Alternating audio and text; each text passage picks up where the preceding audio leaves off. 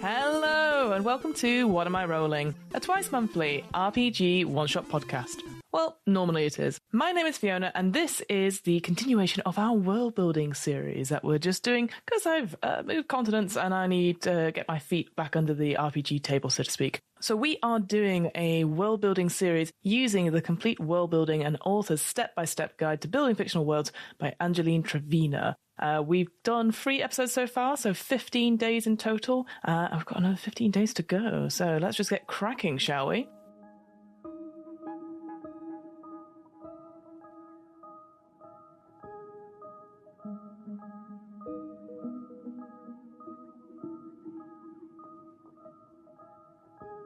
So let's get back with the recap. So we are thinking a supernatural folklore sort of setting that's sort of based around the London docks, specifically the Isle of Dogs, and then just changing it into something called the Isle. It's a little bit bigger than the Isle of Dogs as we've expanded in the last couple of episodes. Our inspirations I've sort of put down here like touchstones, Buffy, Angel, Veronica Mars. This idea of a supernatural investigation possible setting for use of an RPG. Basically, it's part of a big city with good transport links I've got there as well. Some principles we've got down here is that the undead need the help of the living, fighting or violence is a last resort for our players, and also an inspiration of Dredge, the video game. We've got our Eldritch fishing in there as well. We've got our map, which is basically based on the Isle of Dogs as it looks like now, but we've got some instructions about the political upheaval and dock riots as well. We've done our water sources. We've done some locations about where the sort of capital, where the ruling power may be in this particular isle. We've talked about the landscape. We've talked about the natural resources. Sapient species. We've said mostly human for this, but roughly about 15% of the population of the isle is undead of some sort, with some small aquatic folklore creatures I've put down here as well. The important thing to note is that the Thames, or the river that entwines and binds the Isle, is a sort of a way to trap things on the Isle. So the dead currently can't go anywhere off the Isle. So no dead gets in, no dead gets out. We've also talked about food quite a bit. We made sort of fish quite a symbolic thing here, not only in terms of like traditions, maybe a little bit about religion. There's a religious rite here, but also like, again, anniversaries, lots of sayings around it. The fish seem to be a big part of this sort of cultural life. We've talked about farm animals. We've talked about natural predators. And I've also put here unnatural predators. Last episode, we talked about weather and climate and talked about whether or not it would be very similar to like a Victoriana London-esque, so smog, etc. But people can vote for the weather preferences because it is controlled by sort of Marshall-appointed scientists in hot air balloons and alchemicalists who can predict it in the broadsheets and can give us a very accurate next 7-day forecast. People can vote for weather preferences, but it feels like it's rigged in places. It's very rare to get extremely bad weather because it's so controlled, but it can happen. And the weather, as a result, dictates schedules. There's mud everywhere. You always bring your indoor shoes with you and change into them out of your galoshes, perhaps. There's more high-quality wet-proof clothing I've got here. Umbrellas are an important thing. Umbrellas becomes quite important later when we talked about the docks. There's like lots more coverings over the pavements and sidewalks so that the richer clientele who are walking, when they do walk, aren't getting put upon from the heavens above, let's say that. And I've put here free umbrellas to well-paying clients, which have free advertising for the docks, and they have logos of each dock. So then we talked about trade routes and travel, that most of the workers who are living on this isle will probably be walking to their workplace, but there are handsome cabs and buses with horses that follow around the A road. We've also talked about this monorail that's happening, that's basically a replacement for the DLR in the modern day. The rail itself is above the carriages rather than underneath, so it's almost like the monorail is hanging over, so maybe even that you have these glass bottoms to the carriages of the monorail. So just for now, we've got this view over from Canary Wharf to Greenwich. And the construction, which is everywhere, is very disruptive. Think about it almost like before, there used to be like an Emirates line, like pods that are slowly going over, and it took so long to get places, so now this monorail, the steam monorail, is sort of now replacing, which is very exciting. The fee to use these is incredibly high, so only the very wealthy get to use it, and also, why would they want to stop on the Isle? It's not necessary for them. There are balloons everywhere, which are reserved for the scientists that do the weather, but we can see them high up in the sky, even if it's smoggy, we can see the outline of them. We talked about mech suits. suits very early on, and this idea that the mech suits are helping out with the clay pits and extraction places, probably around the island gardens area, but also they help move resources off boats into smaller boats or horses with a loader on the back. And we also talked about the foot tunnel to Greenwich, briefly, and we talked maybe there's lots of crime in there in the form of ghosts, but they are trapped in the foot tunnel because of the waterways magic from before. There was also important trade towns, which we interpreted as important docks that have sort of made a location of them on there. For example, we've got Bliss Street Wharf, we've got Stone Lane Dock, Bridgewater Wharf, West India Dock, Old Bellgate Place, Fieldstead Wharf, Plymouth Wharf, and Lotus House as well. We then talked about maybe there are auctions at these kind of markets, and each one of these may be specialised in some way. There is a marshal presence, but it's more active at night to prevent the break-ins and lootings. And of course, as always, there's some sort of corruption here. There is housings at these various docks and auction places for the paying customers, with lots of freebies, of course, including a free umbrella. We then talked about education, and we talked about how the gender and sex is no barrier to education. Everyone is educated the same way because the schools here provide everything for the children to get into the dock workforce. Basic education, food, activities, physical education, health checkups, etc. It is a unionised workforce. All their rights are sort of enshrined. As a result, that they will, on graduating school, there will be apprenticeships, there will be work for them. There is so much dock work coming in. More and more people are getting in, and they've got good unions as a result. Fishing and swimming is also quite important, just in case you need to survive in water for long periods of time. Street smarts, skills I've got down here. But there is talk about maybe the lack of knowledge on the undead and the superstitions has caused underground education to be on undead and maybe sympathetic causes as well. Undead rights are spoken about at home but frowned upon in polite society. And then I've got here stuff like maybe there's a political rally with an undead candidate, maybe something's happened there. Education is taken from resident taxes, and there is a programme for gifted creative kids, perhaps by one of the wharfs. We've put down here Plymouth Wharf. So the talents aren't wasted, but overall, probably nothing happens. The physical strength is more admired, but we do need people who are able to do the sums and do the reading and make contracts happen as well. And finally, last time we talked about law and order, and we kind of said this is kind of the marshals thing, where they're probably going to be a big part of our story. It's certainly going to be one of the factions that our players will be engaging with quite a bit. A council of 5 giving all the decisions and whatnot, and maybe there's an undead council member, but we don't know who it is. There are punishments such as litter picking and cleaning the sewers, perhaps, and if for whatever reason an undead does get out of line, there are specialist cells and equipment to catch such creatures to remove them. In quotation marks here, dumped I've got. So presumably I meant they maybe get removed from the isle in whatever means and dumped elsewhere, which could be quite tricky. Someone must know a way past the water barrier, perhaps. So there you go, that's a quick rundown of everything. I hope that's a good enough recap for us to get started. So today we're going to be looking at the next 5 prompts, so day 16 to 20, and we'll just go from there, I think.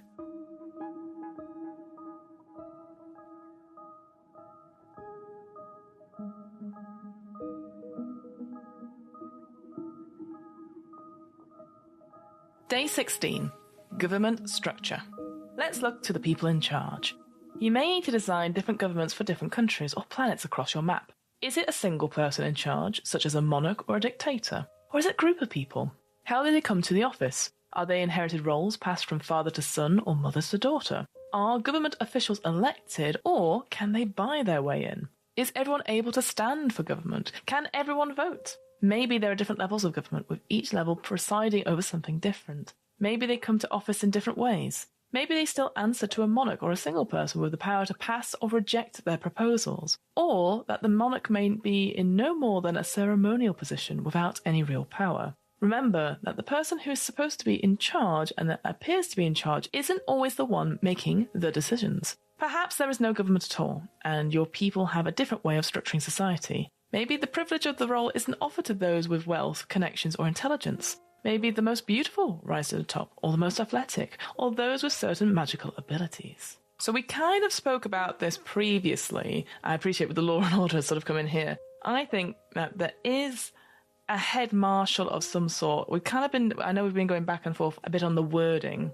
I think we do have, for each district in this big, wide city, there are individuals that look after a certain region, as, like here, the Isle, would make sense that we have one person in charge of that, but they answer to a higher authority. So maybe we're going to keep this very similar to the UK structure of having a House of Lords and a House of Commons and then a monarch as well. But what I'm thinking is that I kind of mentioned this council of 5 things. I think for every district, there is sort of one person in charge, but it's like a mini councils, and it's always 5 people. So you have enough people on the council to give different opinions, but there's always going to be a decision made. And of course, this person is one of the 5 as well. They are the tiebreaker vote, essentially. I still like the idea of having 2 houses of so a House of Lords and a House of Commons, but maybe the marshal, the head marshal, is part of the House of Lords and everyone else is part of the House of Commons. That makes sense that they'd want to keep the marshal the same. That makes sense, I think, in my head. I think there is a monarch of some sort, but maybe I wonder if there's some sort of supernatural thing about them. Like, I know there's always that joke about, oh, they're werewolves or something like that.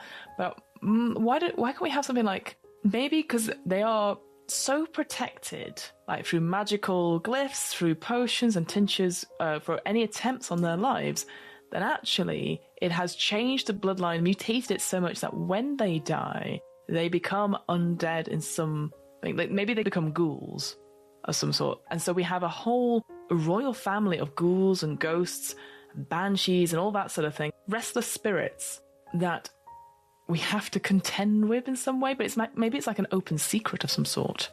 I mean, ghouls maybe, but so they have to keep drinking this stuff. So maybe when they pass, they can't reveal that they are undead because of this fear-mongering. So maybe their whole shtick is that when they came to power originally was a campaign of violence and fear against the undead, and then their own fear and paranoia of getting killed by a rival faction or not being believed in some way means that they surrounded themselves with all these potions and tinctures, all these experimental things, which then did turn them into undead upon death or after a certain amount of time. And so they had to hide them away. And maybe they turn feral if they don't keep drinking the potions and stuff like that. So yeah, I kind of like that. Like that's sort of going on in the background, like an open secret. And maybe people have broken away from it. Maybe people marry in and then suddenly they disappear. We don't talk about them anymore because that's it. We want to be topical about it. Maybe somebody broke away recently. One of the younger couples like abdicated, I think, and tried to get out. And maybe now that's a problem because the individual is now suffering the withdrawal effects of not having the potions and tinctures as such. And maybe they've gone into hiding of some sort. Are government officials elected or can they buy their way in? I think the council is elected in some way. And that ties into the idea of an undead candidate having a political rally that's trying to get on the council.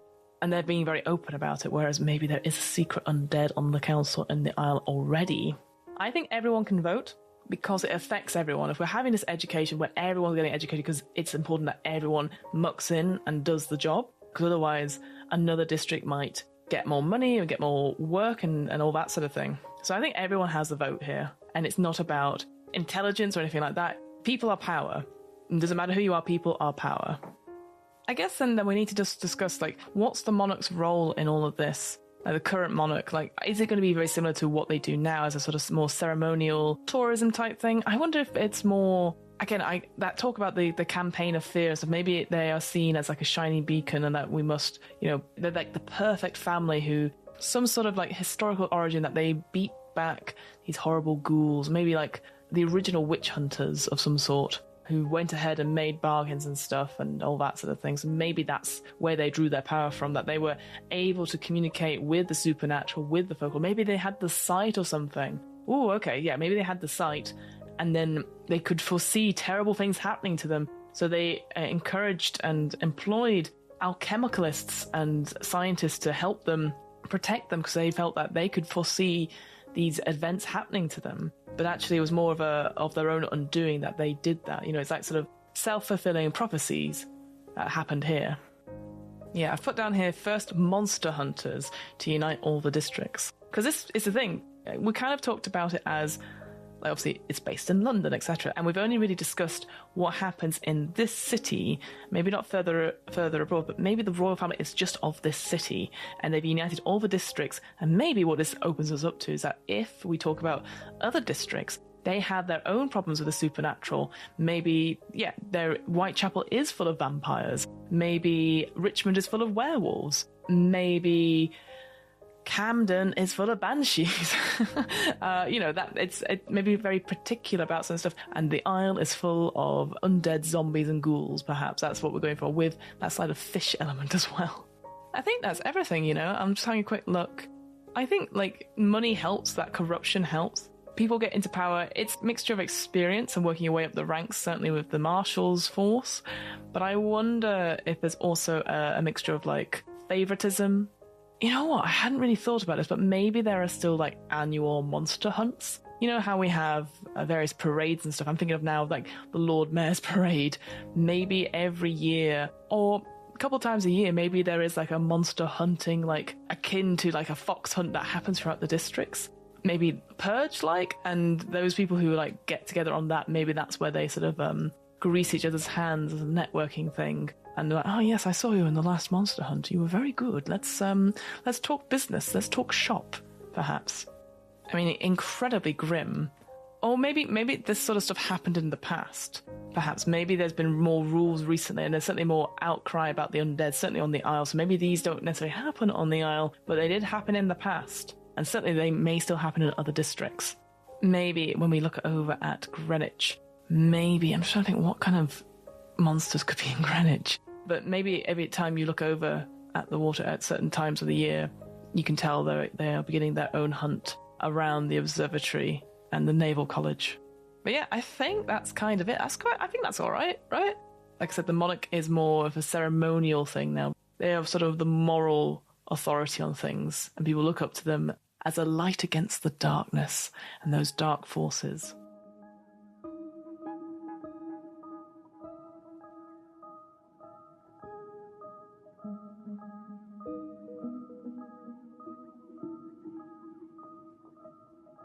Day 17, Economics. What is the main form of currency in your world? Do they trade in money, or do they barter in goods and labour? Or something else entirely? Think about what your currency is worth. How much does an apple cost? A horse? Or a house? How much is a day's wages? And how does that compare? What makes a currency's value increase or decrease? What might cause an economy crash in your world? And what might the consequences be? How about the economic structure in your world? Perhaps it's a capitalist society. Maybe people hoard money and resources. Maybe it's communist, and everyone has an equal share. Perhaps it's something else. Is it fair and equal, or is the system abused by some? Where is the money kept, and how is it accessed? Think about other ways the wealth might be safeguarded in the purchase of land or property or businesses. Perhaps the purchase of other commodities. Maybe through doing these things, other people are disadvantaged. Maybe they lose access to a forest vital for hunting or wood. Maybe they lose access to an ancestral homeland. There's little more personal than money, so remember to keep bringing it back to the character level. Yes, overall it is a capitalist society. In terms of the currency itself, I think we'll keep it to the 18th century British denominations that I've got up here. So the idea of farthings, pennies, shillings, crowns, guineas as well. We'll keep it sort of to that, I think.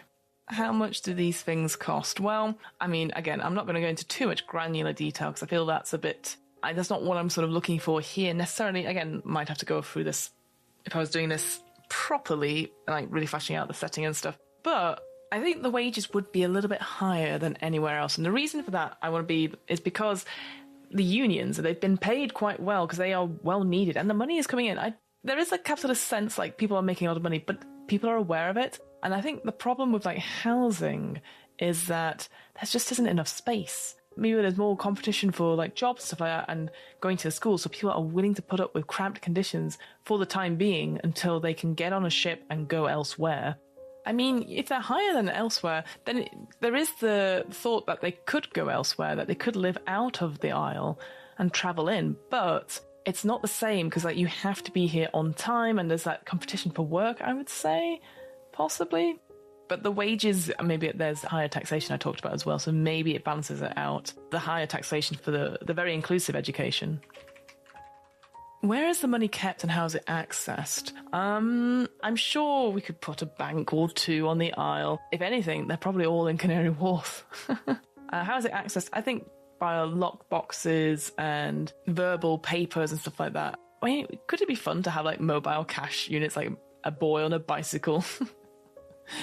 and you exchange papers and stuff. Yeah, fuck it, that'd be quite fun. People on bicycles, like a small money, transportable, like money exchanges on bicycles. Why the heck not?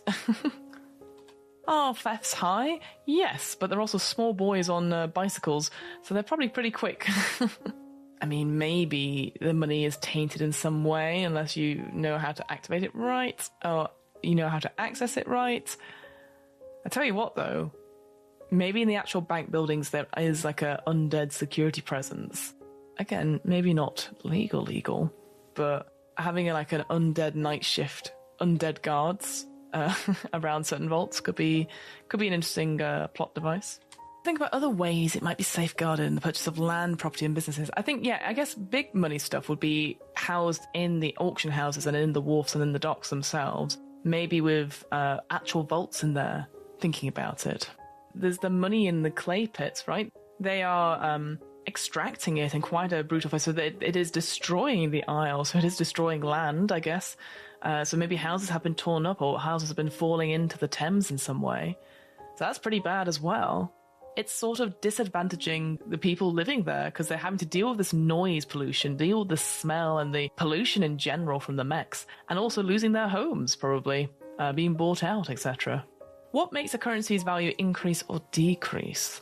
I mean, stocks and shares is always the big thing, right? But maybe it depends on, like, what kind of stock is coming into these auction houses. Maybe the base rate for the different docks changes depending on how many jobs they're able to get on and off. Like, the more jobs that they're able to work, the more money they're able to offer and get a good wage. Maybe there's that more competitive nature between the wharfs to try and get more clients in and work their workers pretty hard, but that means they get more money as a result. And yeah, so it's sort of, that's the sort of nature I can imagine about it, in terms of like disadvantaging the other because they're nicking jobs off each other. Maybe that follows a little bit about what Canary Wharf does, right, in terms of stocks and shares. But that sort of, I think it would encompass further reaching implications as well. So that if there is, for example, a ship that sinks and all the stock is lost, then maybe the river is closed and that will affect everyone for as long as the river is closed for, you know, that sort of thing. And that will probably be the economic crash, right? Like, if for whatever reason the river, the waterways are cut off or stopped in some way, a big disaster happens. Like, either they're stopped through some sort of law, or there's a drought and the water just disappears, which will be terrible for everyone, alive and undead alike. I think that's all right. Let's go on to day 18.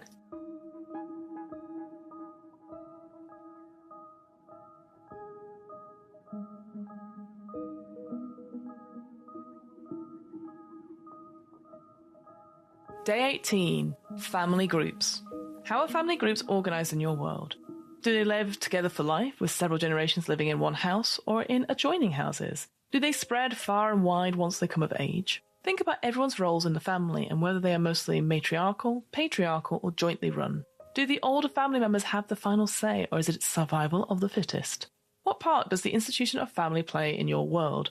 Perhaps families are viewed as sacred and of higher importance than anything else. Or maybe families are fractured and have very few ties to one another. And how do these things differ between the different social groups in your world? Do children stay with their parents to be raised into adulthood? Maybe they're sent away at a young age, only to return home once they're independent. Perhaps parents have no more impact in their lives than simply conceiving and birthing them. Consider the culture in your world and how it has led to the way families live over time. Also, how does this change over time? Perhaps the older generation have a very different view of family than the younger ones. What else happens when families subvert the commonly held ideals? Are there rules about on who can marry who? Are couples monogamous? Do they come together through love, convenience, or simply for the continuation of their species? What happens in your world when families break apart? Think about death, marriage, divorce, and remarriages. Consider step-siblings, half-siblings. How much influence does the family have? Maybe the law of family is more important than the law of the land. Perhaps crimes are forgiven if family honour is at stake. Family groupings have a huge impact on your characters, and therefore on the wider society. They often stand as a person's first lessons in socialisation, gender roles, norms, values, morality. What happens if your character doesn't come from a standard family group? What happens if they reject it? Let's go through all these questions in order, I think, because there's a lot to pick up here. I think families are sort of put together, for sure, in one housing unit of sorts. Maybe, again, we've talked about these big, sprawling things. And I know obviously in London, obviously you can have like almost like work houses and maybe more rows and rows of terraced houses is what I'm thinking here. Everyone lives close together, whether it's in the same house or if it's in adjoining houses. I think, yeah, the family still lives together. One thing I would say, though, is that family for me doesn't necessarily mean blood family. It could also be found family as well, which again, it's going to come to at the end here. So whatever units we term as family, they live in close proximity together in either the same house or at least adjoining houses together in terraced houses. I think they're jointly run. Doesn't matter about the gender or sex of the people involved, but those people who are designated the guardians, I guess, they're in charge. And I think there's usually 2 or 3 of them. Going back to that sort of idea of like, it takes a village to raise a child. Members of this community, this found community, must interact with each other and provide for the children to make sure that they grow up in a safe and healthy environment where they can talk to other people that aren't necessarily the people that are their biological parents. So I like that. So yeah, I think it's jointly run by different members, and so therefore we get a whole range of different opinions about stuff. I don't think the older family members necessarily have a final say. Maybe they feel like they have a final say, but people respect whoever is designated the leader or guardian, is the one that is probably paying the bills or is the one that's signing the administration of some sort. Are they sacred? Are they important? Or are they fractured? Neither of those things, really. I think family is important, but like I said, I don't think it's like blood family. I think any kind of like little groups that you are together that maybe if for whatever reason you are without parents or you've just arrived, you are maybe put into a housing hub or unit with other people who are in similar situations, and therefore you can bond together and have like the little workplace team or a family team of some sort. So I think that's the kind of thing I say, that it's family is maybe the wrong term for it, but it is a community. You're put into a little community of people that you can ask and talk to. Extended family is probably the word I'm thinking of here.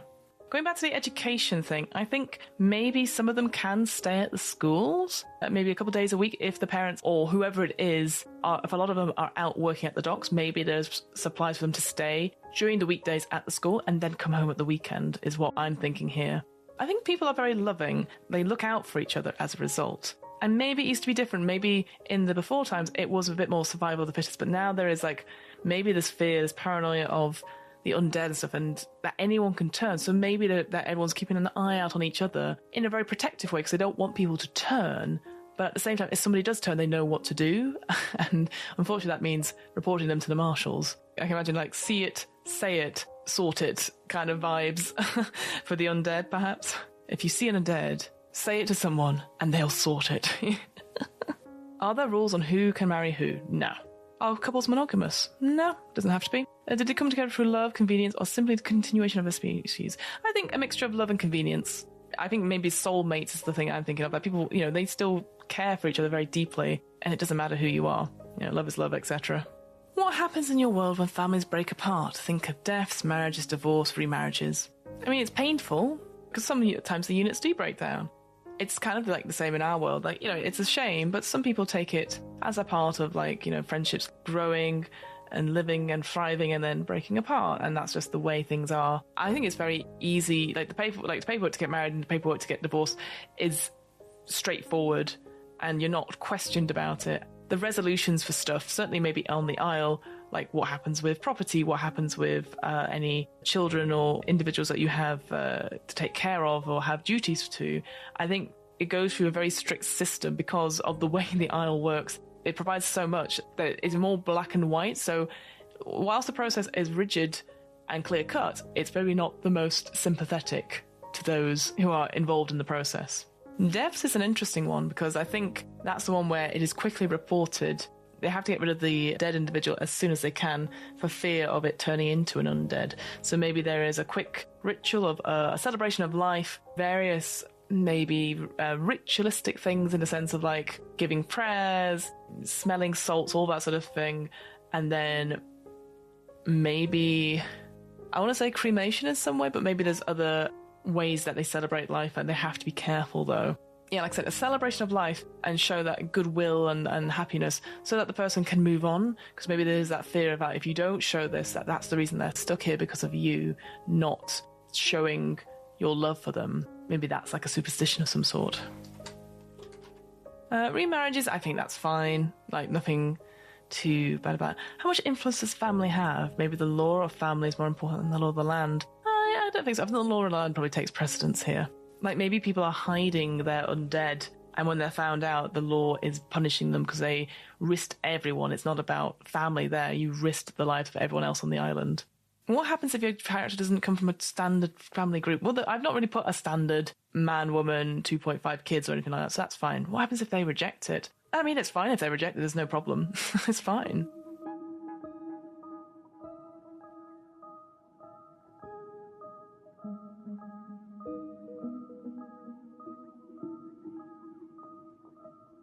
Day 19, gender roles.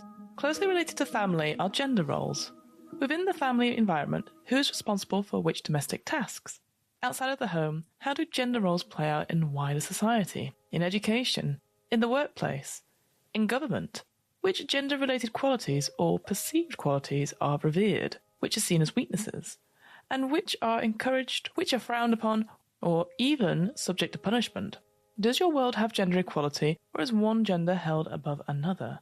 Perhaps there is fluidity of gender, and maybe gender isn't determined or defined in the same way it is in our world.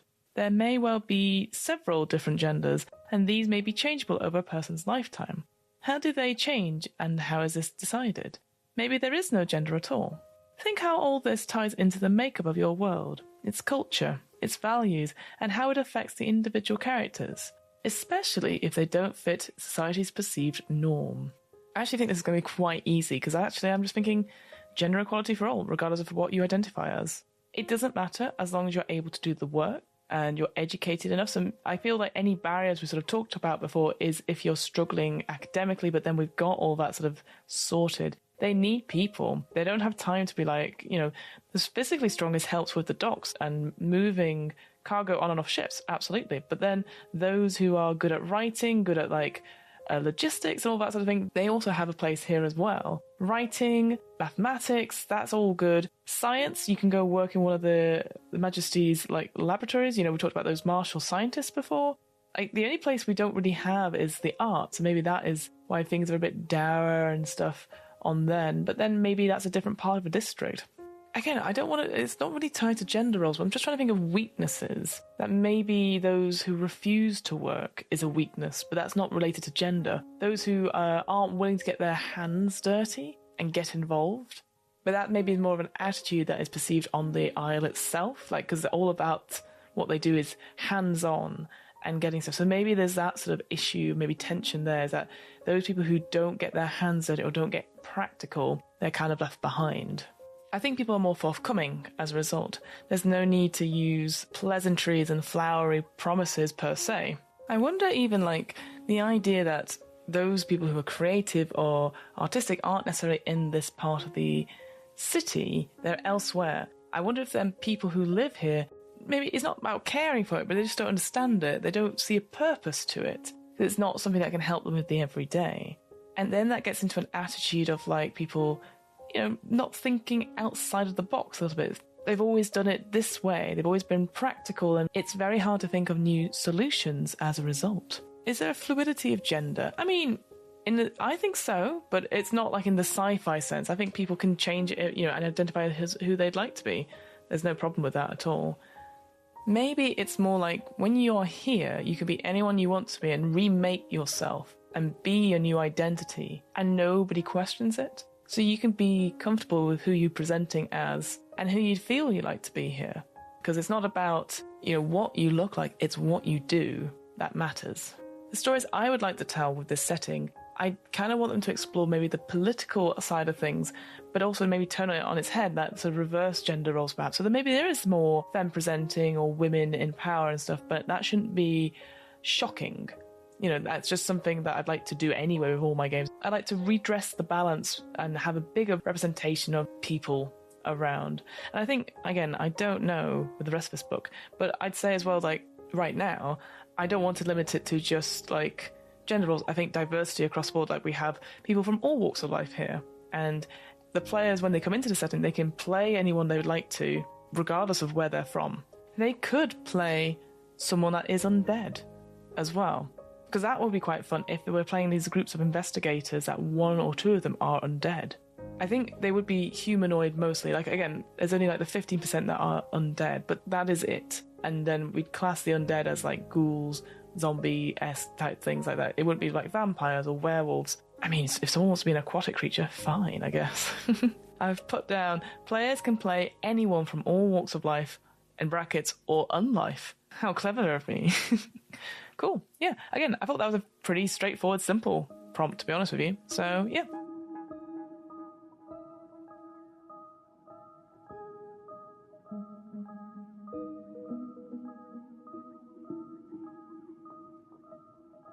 Okay, day 20, employment.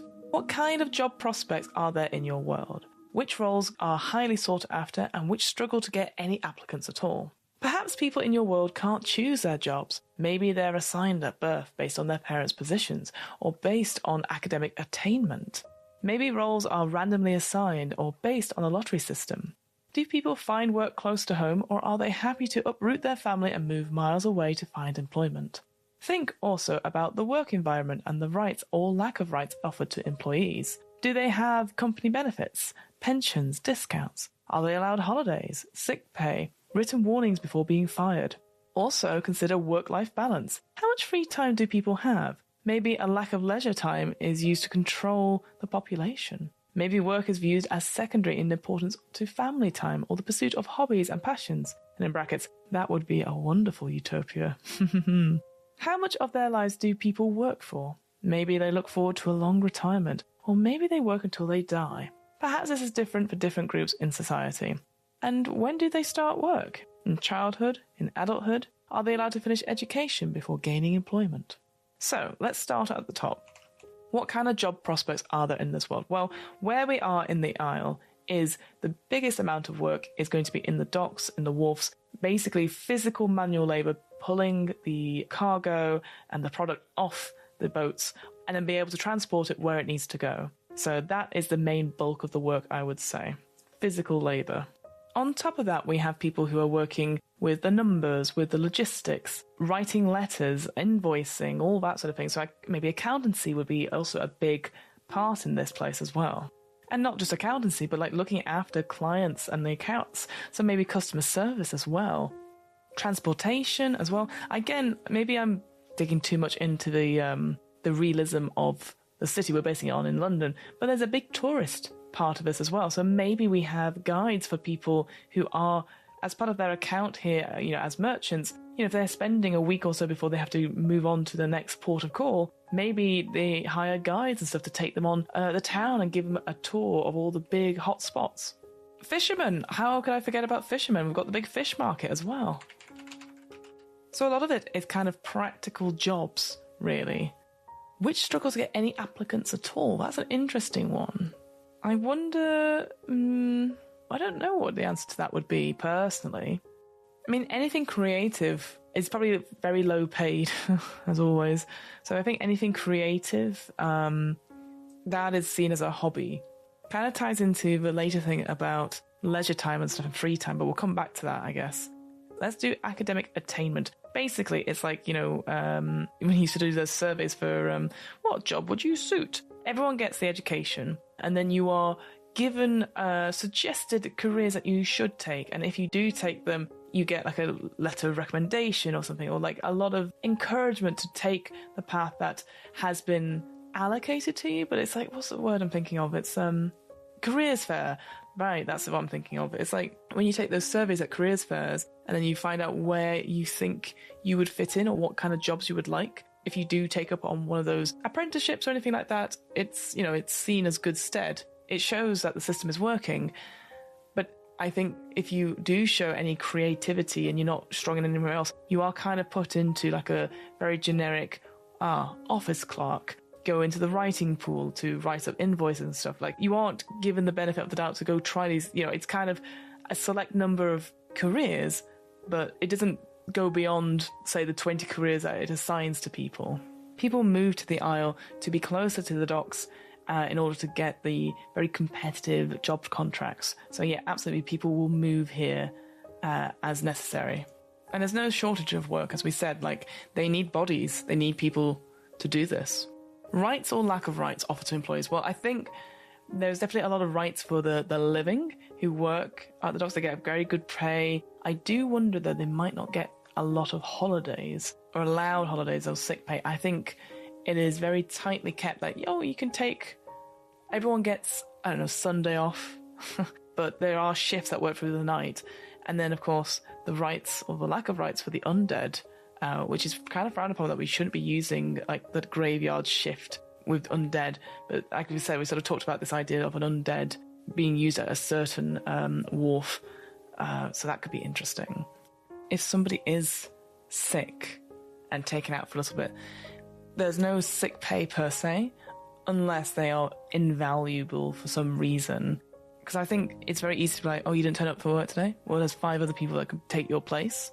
Maybe what happens is that if somebody is ill for whatever reason, they will get another member of the family to go and take their place for that day. Because it kind of all it matters is just making sure they keep a hold of that right to work enshrined in it.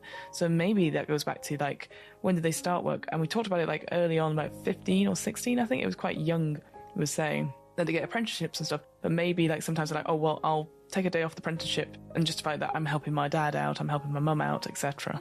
Do they get written warnings before they're being fired? No, there's no point. I think they just go, right, you've not turned up for work. Someone else has got your job. Someone else has got the position on the line, so to speak.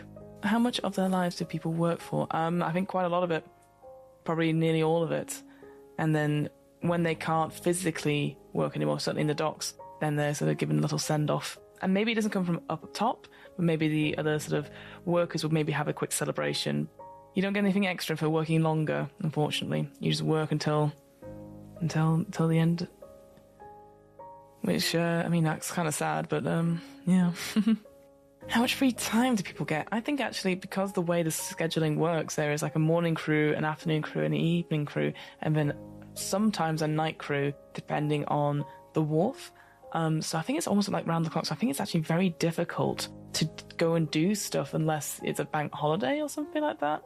So I think actually, yeah, the lack of leisure time controls them a little bit. People don't leave the Isle that much. I think that's it. I don't think it's different for different people. I think people do work round the clock because these ships are coming in and out and stuff. So there you go. I think that's pretty much everything.